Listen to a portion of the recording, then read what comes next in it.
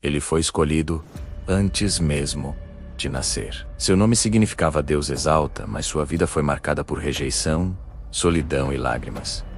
Jeremias não apenas profetizou, ele viveu suas mensagens de forma visceral e dolorosa. Conhecido como o profeta chorão, suas lágrimas não eram sinal de fraqueza, mas de um coração que sentia profundamente a dor de Deus por seu povo rebelde. Mas por que Deus escolheria um homem sensível para entregar as mensagens mais duras de julgamento? Como um jovem relutante se tornou o porta-voz divino durante os dias mais sombrios da história de Judá? Hoje revelaremos a extraordinária jornada de Jeremias, o profeta que preferiu a solidão da obediência ao conforto da aprovação popular. E descobriremos por que suas lágrimas ainda falam aos nossos dias. A história de Jeremias começa em Anatote, uma pequena cidade sacerdotal. Por volta de 627 AC, código, durante o reinado do piedoso rei Josias. Ainda jovem, talvez em seus 20 anos, Jeremias recebeu um chamado que mudaria sua vida para sempre.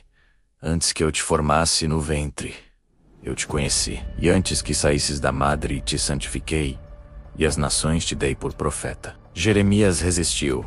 Senhor Deus, eis que não sei falar, porque sou uma criança.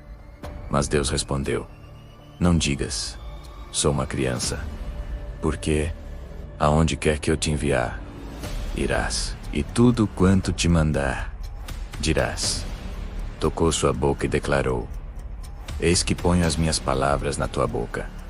Seu ministério se estenderia por mais de 40 anos, abrangendo os reinados de 5 reis de Judá, até após a destruição de Jerusalém. Deus o advertiu desde o início: e eles pelejarão contra ti, mas não prevalecerão contra ti, porque eu sou contigo, diz o Senhor, para te livrar. Esta promessa sustentaria Jeremias através de inimagináveis dificuldades. Sua primeira mensagem foi um alerta sobre um inimigo do norte que viria em julgamento. Durante o reinado de Josias, enquanto o rei implementava reformas religiosas, Jeremias advertia que mudanças externas não substituíam a transformação do coração. Ele testemunhou o breve avivamento sob Josias, mas também viu como era superficial. A morte de Josias em Megido em 609 A.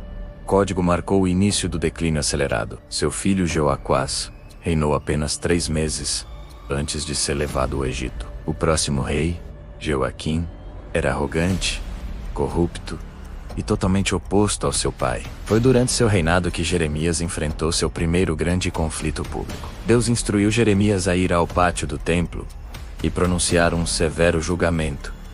Se não me ouvirdes, farei desta casa como Siló. Os sacerdotes e profetas reagiram com fúria. Tu certamente morrerás. Eles o arrastaram diante dos príncipes, exigindo sua morte. Jeremias, defendendo-se o Senhor, me enviou a profetizar.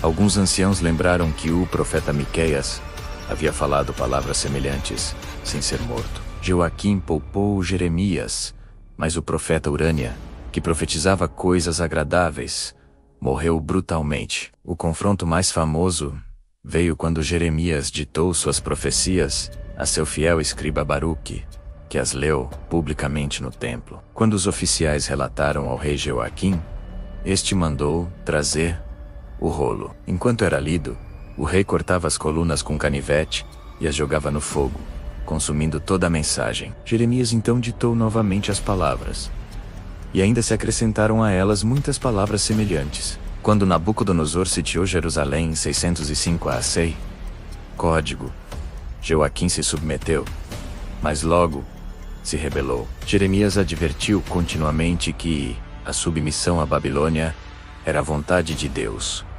uma mensagem vista como traição pelos nacionalistas. Ele foi preso, acusado de derrotismo e deserção. Sob o rei Zedequias, o último rei de Judá, a situação piorou. Jeremias continuou insistindo que a rendição era a única opção para a sobrevivência. Os príncipes o acusaram de minar o moral do exército e o jogaram em uma cisterna lamacenta para morrer. Um oficial etíope, Ebed-Meleque, interveio com coragem, obtendo permissão para resgatá-lo com cordas e trapos. Durante o cerco final de Jerusalém 588, 6 antes de Cristo, enquanto a cidade morria de fome e doença, Jeremias comprou um campo em Anatote. Num ato profético paradoxal, ele demonstrava que, apesar da iminente destruição, Deus ainda tinha um futuro para seu povo.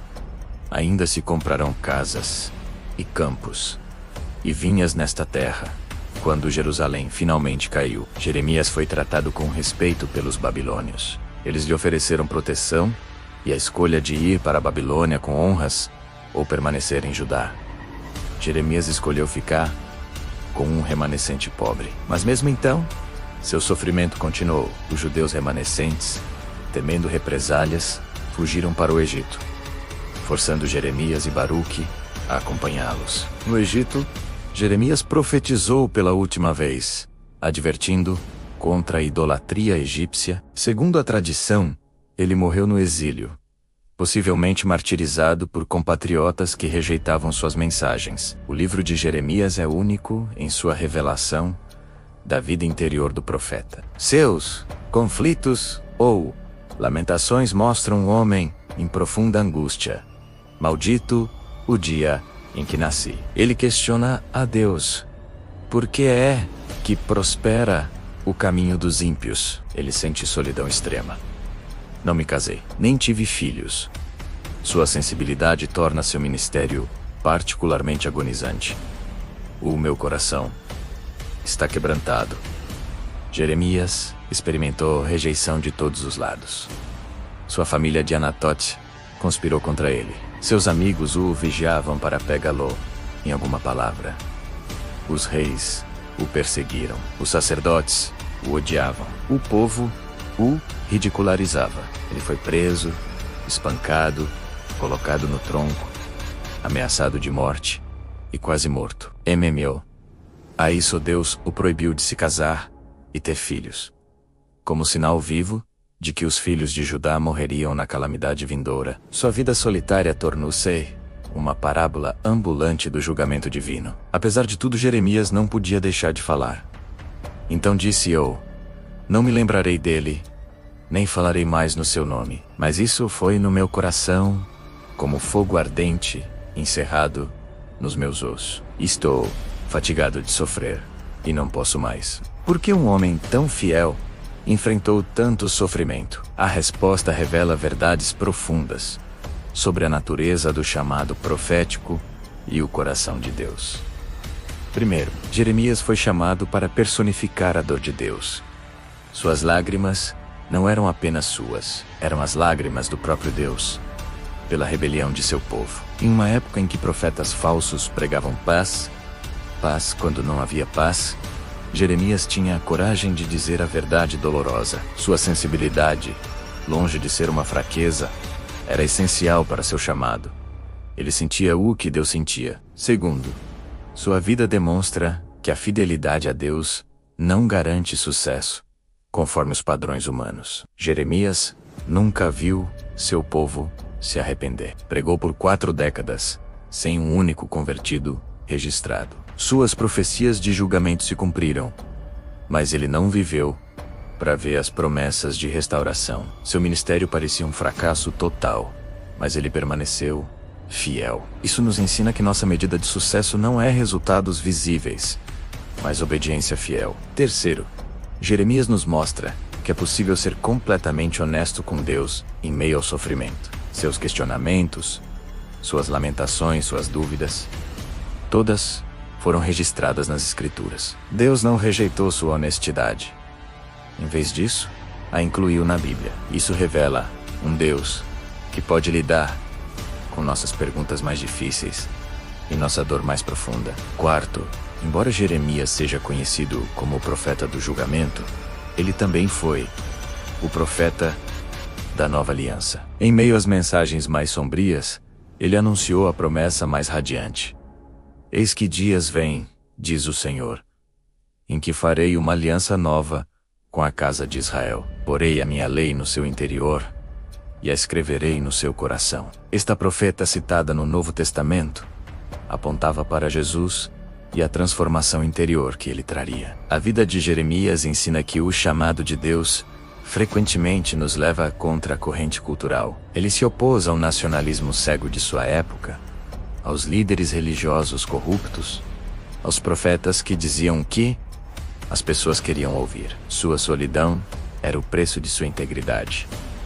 Mas suas lágrimas não foram em vão. Cada lágrima derramada em Anatote, no templo, na prisão, na cisterna, no exílio, regou as sementes da esperança que floresceriam séculos depois. O profeta Chorão, que nunca sorriu em seu ministério, paradoxalmente, nos deu algumas das promessas mais esperançosas da Bíblia.